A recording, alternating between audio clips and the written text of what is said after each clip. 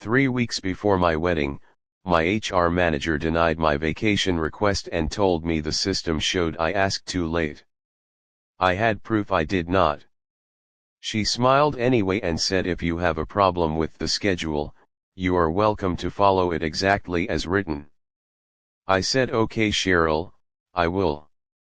She had no idea that 4 years of building that scheduling system myself meant I knew every rule buried in the handbook that management had been quietly ignoring for months, and that missing my own wedding would be the last mistake she ever let me witness in silence. My name is Derek Malone and I worked at a logistics company called Trailway Freight Solutions, in the scheduling department, the exact department that controlled everyone's shifts including my own. For 4 years I had been the guy who fixed everyone else's calendar problems. I approved swaps, covered emergencies, and never once complained when I got called in on my day off. I thought loyalty meant something there. It did not. When I first submitted my vacation request, I sent it 42 days before the wedding date, well past the 30-day minimum listed in the employee handbook. Cheryl let it sit untouched in her inbox until it technically expired, then denied it, claiming the system logged it as only 9 days out. I pulled up the original email, dated and time-stamped, and showed it to her directly.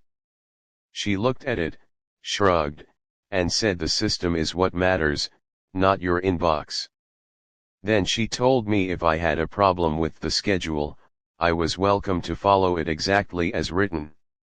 I did not argue. I did not raise my voice. I just said, okay Cheryl, I will follow it exactly as written. She smiled like she had won something. She had no idea what she had just given me permission to do. See, here is the thing about running the scheduling system for 4 years. You learn every rule buried inside the handbook, including the ones nobody expects an employee to actually use, because management assumed nobody would be organized enough or petty enough to weaponize their own policy manual against them. Rule 1, the handbook stated that any employee scheduled for a shift exceeding 10 hours was entitled to a 15-minute break every 2 hours, no exceptions, written word for word into page 14 straight from state labor code. Nobody ever took these breaks because the culture was to just push through. I decided I would take every single one, timed to the minute, starting that week. Rule 2, any shift swap or schedule change requested by a manager with less than 24 hours notice required written employee consent, not verbal.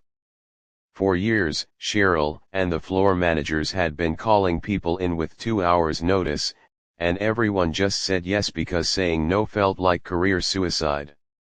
I decided every request would need to come to me in writing from now on, and I would take my time responding. Rule 3, and this one mattered most, the handbook required a supervisor with completed safety certification present on the floor during any shift processing hazardous freight.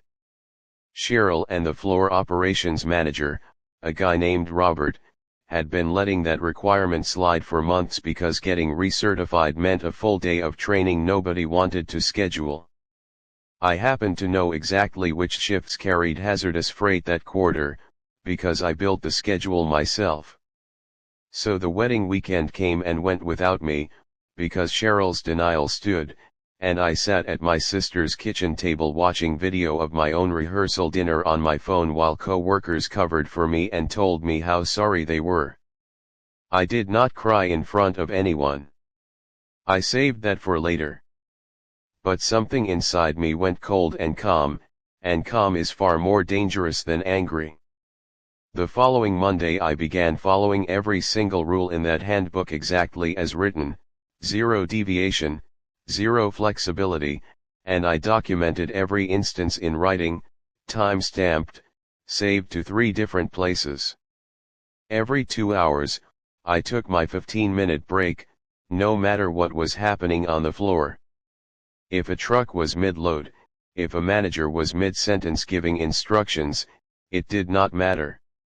I stood up, said this is my legally mandated break as outlined on page 14, and walked away. The first day, Robert thought I was joking. By the third day, he was pacing behind me asking when I would be done, and I calmly reminded him that rushing an employee off a legally mandated break was itself a violation, and I would be noting that too. When floor managers tried calling people in on short notice, I refused to process anything without written consent, and I forwarded every verbal request straight to Cheryl's email asking her to confirm in writing that this was authorized, since verbal requests were no longer permitted per company policy. Her inbox started flooding with confirmation requests 5, 6, 7 times a shift. She could not ignore them, because ignoring them meant the shift changes were technically invalid, which meant liability fell entirely on management if anything went wrong. Then came the big one.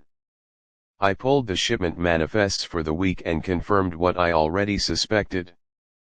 Thursday's overnight shift was scheduled to process a large batch of hazardous freight, industrial solvents headed to 3 different distribution hubs. I checked the safety certification records. Robert's certification had lapsed 2 months earlier. Cheryl's had lapsed even longer ago. Neither one of them was legally allowed to supervise that shift. I sent one email.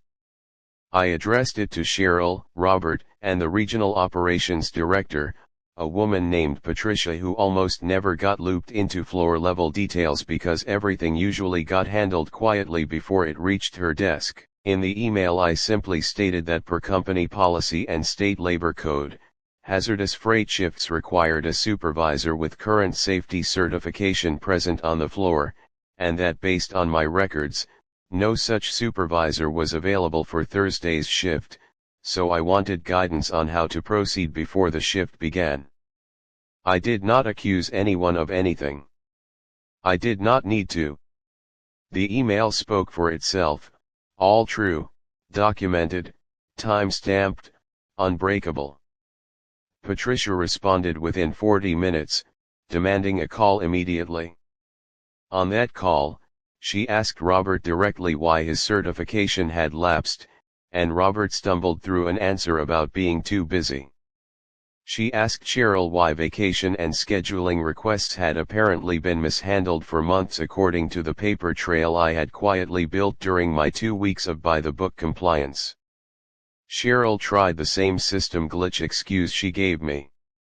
Patricia asked to see the original vacation request email from 42 days before my wedding. It was still sitting right there in the thread, time-stamped, undeniable. By Friday, Robert had been placed on a performance improvement plan and required to complete full recertification before touching the floor again. Cheryl was removed from any scheduling authority effective immediately and reassigned to a different department entirely, one with far less power and far less visibility. A new operations director, brought in temporarily to clean up the mess, personally called me into her office, not to discipline me, but to apologize on behalf of the company for what happened with my wedding, and to tell me I was being considered for a newly created compliance auditor role, a position that existed specifically because of what my 2 weeks of following the rules had exposed. I took the promotion. My new job is literally to make sure every manager in that building follows the handbook exactly as written, no exceptions, no shortcuts, no glitches in the system. Cheryl passes me in the hallway sometimes now, and she does not smile anymore. She does not need to say anything, and neither do I. I already know she understands exactly what she taught me that day in her office, and exactly what it cost her to teach it. Some lessons only need to be delivered once, especially when the student decides to follow every single rule, exactly as written, forever.